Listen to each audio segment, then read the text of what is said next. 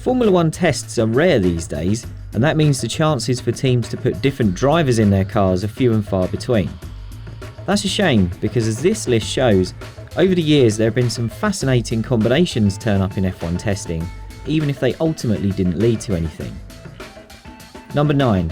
Ralf Schumacher, Force India 2007. Ralf Schumacher's final outing as a Formula 1 driver came in a one-off appearance for Force India as it evaluated potential drivers for its first season after taking over Spiker. Schumacher was one of 7 drivers to appear for the team in the December test at Jerez, along with Christian Klein, Giancarlo Fisichella, Vitantonio Liuzzi, Frank Montani, Guido van der Garde and Roldan Rodriguez. But after ending a troubled day of running at the bottom of the order, Schumacher declared he was not interested in driving for the team, which had given him his F1 debut back when it was Jordan. Number 8. Mika Häkkinen, McLaren 2006. Häkkinen hadn't driven an F1 car properly since retiring at the end of 2001, but in late 2006 he requested a test with McLaren. That prompted speculation he was interested in an F1 return, although by this point McLaren had already signed Fernando Alonso and Lewis Hamilton for 2007. It was also suggested that with Alonso not available until the new year and Hamilton preparing for his rookie F1 season, McLaren wanted an experienced driver to offer some feedback. But surely full-time test driver Pedro De La Rosa, who'd raced for the team in the second half of 06, would have been the man for that job.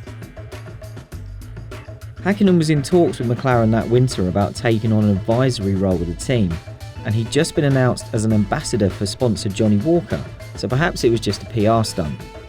Despite being slowest and 3 seconds off the pace, Häkkinen was keen for another outing, but it never materialised. Number 7. Fernando Alonso, McLaren 2019. Alonso finally decided he'd had enough of driving substandard McLarens and called time on his F1 career at the end of 2018. But he retained a connection to the team as an ambassador, also making a failed attempt to qualify for his second Indy 500.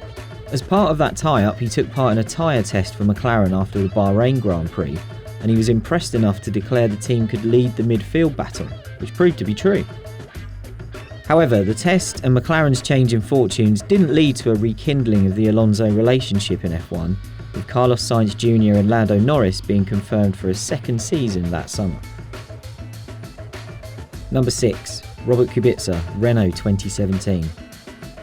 In the summer of 2017, Kibitzer made a sentimental return to an F1 cockpit more than 6 years after suffering serious injuries in a rally accident.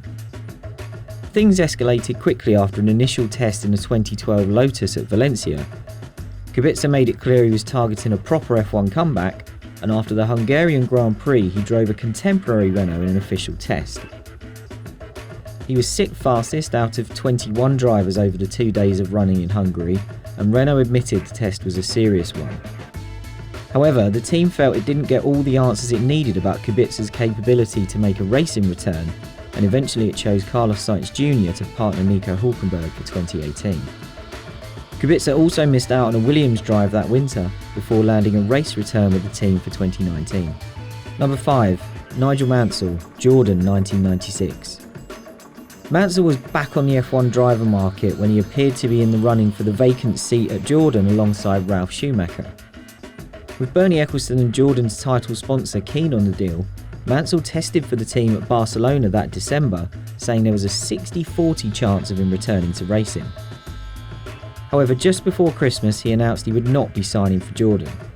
He said his personal schedule wouldn't allow him to commit enough time to the team and its sponsors, prompting talk that this was never that serious.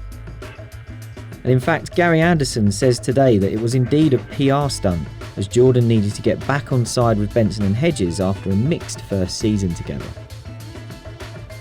Number 4. Ayrton Senna, Penske Indycar 1992. This wasn't an F1 test, but had it led to anything, it would have had a seismic impact on F1. Disenchanted with F1 and McLaren's struggles against Williams, Senna spent the winter of 92-93 keeping the whole world guessing about his future. As he stalled over signing a new deal with McLaren, he got countryman Emerson Fittipaldi to help arrange an IndyCar test with the famous Penske team. This came in the wake of Nigel Mansell leaving F1 as world champion to sign for Newman Haas, but to Penske's amusement, it stole the limelight as Senna drove an IndyCar before Mansell. Senna impressed the team with his performance and feedback, and also his lack of ego. He arrived without an entourage, and even declined the crew's offer to adjust the pedals from Fittipaldi's settings so the car would fit him better. Ultimately, Penske knew the test was being used as a bargaining chip for Senna on the other side of the Atlantic. But that was fine, as it didn't have a vacant seat for him and it was happy to take the publicity. Number 3. Honda, 1999. When Honda was preparing to return to F1 for 2000, it spent a long time evaluating doing so with its own team. Those plans were serious enough for a test car to hit the track in early '99. The car was designed by Harvey Postlethwaite and run by a Honda research and development team largely made up of ex-Tyrrell personnel. It was so quick at a test with a handful of midfield teams that it prompted talk the car was being run underweight in a bid to convince Honda to go ahead with the project. HRD denied this, although weeks later the FIA announced that test cars would be subjected to race weekend style scrutineering to make sure they were running legal. At the next test, where more competitive teams were in attendance, Jos Verstappen was 9th out of 17 drivers at Barcelona. When the time came to pitch for the running of the team, HRD submitted a proposal that included a running budget of £125 million per year for 5 seasons, a level of investment that was understood to be near Ferrari levels at the time. The Honda board in Japan was cautious about that level of spending, failing to finalise its F1 plans at a meeting in March, and rumours started to emerge of a potential supply deal with BAR. When Postlethwaite died of a heart attack weeks later, which is often recalled as the reason the project didn't continue, Honda was already understood to have decided against returning to F1 with its own team. Not long after that, the BAR Honda deal for 2000 was made official, and the RA 099 test car was destined for life as a museum attraction. Number 2. Michael Schumacher, Ferrari 2009. When Felipe Massa was seriously injured at the Hungarian Grand Prix, it took Ferrari just 4 days to agree a deal for Schumacher to come out of retirement to stand in for him. Ferrari requested an exemption from the testing ban to allow Schumacher to drive its 2009 car in preparation for his return at Valencia, but that was rejected by Williams and both Red Bull teams.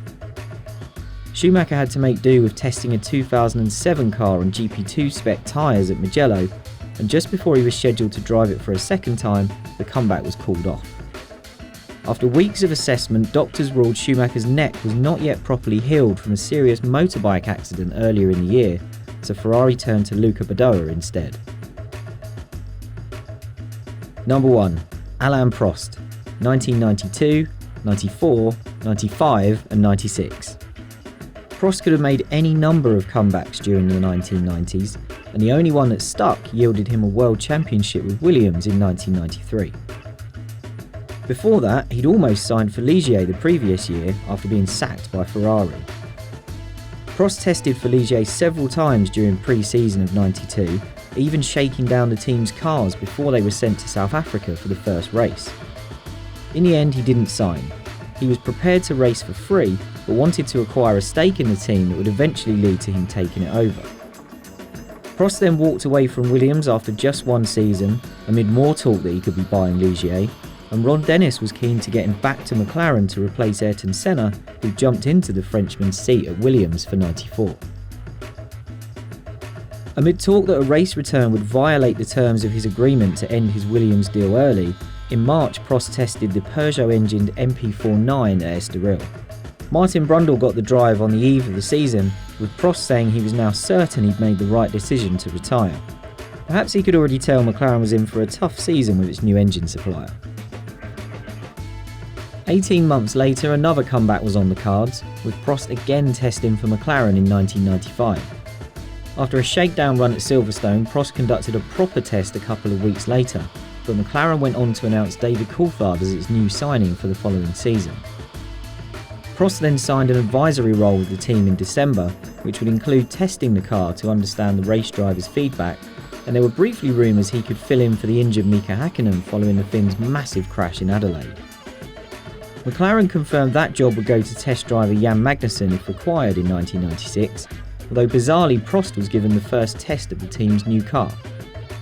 That left Coulthard having to watch on from the sidelines and explain to the media why it was such a good idea for a retired world champion to test his new car before he did. A year later, Prost finally did buy Ligier, turning it into Prost Grand Prix for the 1997 season.